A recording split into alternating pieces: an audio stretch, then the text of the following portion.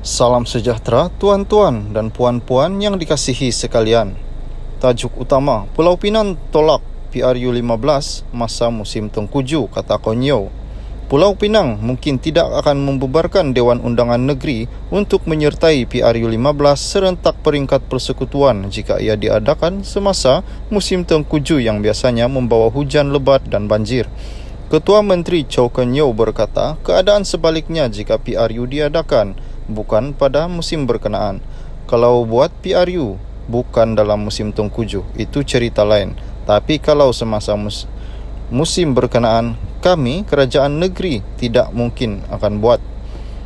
Katanya kepada pemberita di pejabatnya hari ini, Sabtu lalu, pengurusi Barisan Nasional Datuk Seri Ahmad Zahid Hamidi dilaporkan berkata, BN sanggup meredah banjir dan juga hujan lebat pada PRU15 diadakan dalam tahun ini juga. Walau bagaimanapun, Menteri Komunikasi dan Multimedia Tan Sri Anwar Musa berkata, kenyataan Presiden UMNO itu disalah tafsir sedangkan ia sebenarnya merujuk tahap siap siaga jentera BN untuk bersedia sepenuhnya bagi menghadapi PRU15 walau dalam apa jua keadaan.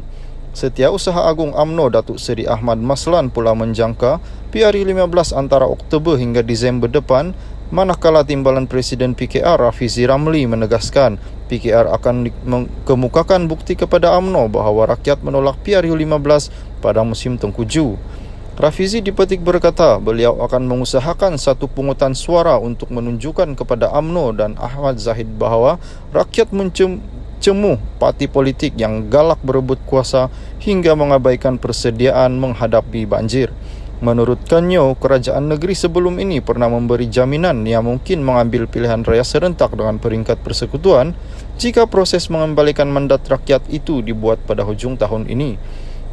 Katanya ketika itu kerajaan negeri berpendirian akan ikut mengadakan pilihan raya negeri serentak peringkat persekutuan jika pembubaran parlimen dibuat ketika sudah menghampiri penghujung penggal sepenuhnya, tanpa mengambil kira ia diadakan dalam musim hujan atau tidak.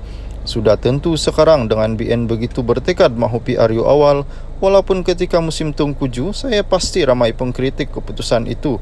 Sudah tentu musim tengkujuh tidak sesuai untuk kempen pilihan raya dan proses pengundian. Apa akan jadi kalau banjir masa pengundian? Kalau bencana itu berlaku pada hari kempen, kita boleh terima kerana ada banyak hari untuk berkempen. Tapi apa akan jadi kalau banjir pada malam sebelum hari pengundian? Bagaimana pengundi nak keluar menggunakan hak mereka sekiranya terpaksa berdepan situasi hidup atau mati apabila rumah mereka tenggelam? Malah pusat pengundian pun boleh terjejas. Macam mana nak pergi mengundi di pusat pengundian yang ditenggelami banjir, katanya. Beliau berpandangan pihak yang mahu PRU15 disegerakan tanpa peduli kesan akibat banjir tidak mengambil kira isu logistik dan nasib rakyat. Malah bencana itu akan menyebabkan jumlah keluar mengundi redah walaupun rakyat mahu keluar menunaikan tanggungjawab itu.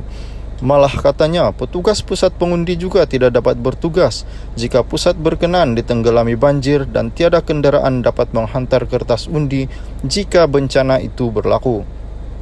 Adakah ia akan jadi pilihan raya yang bermakna? Seluruh proses pilihan raya terjejas. Adakah kita boleh merujuk Malaysia sebagai negara demokratik ketika kita tidak boleh keluar mengundi kerana ada pihak tertentu sangat mahukan PRU15 disegerakan walaupun semasa musim banjir?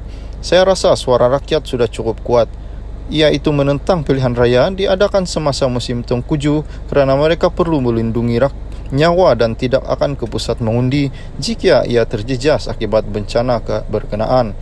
Kita sudah melihat gambar-gambar sekolah dan dewan yang ramai tenggelam akibat banjir dan semua itu adalah pusat mengundi. Jadi bagaimana kita nak harapkan rakyat keluar mengundi, katanya.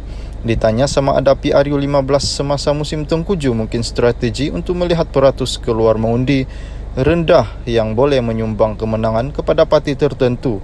Konyo berkata walaupun peratus keluar mengundi rendah, pengundi akan tetap menolak BN.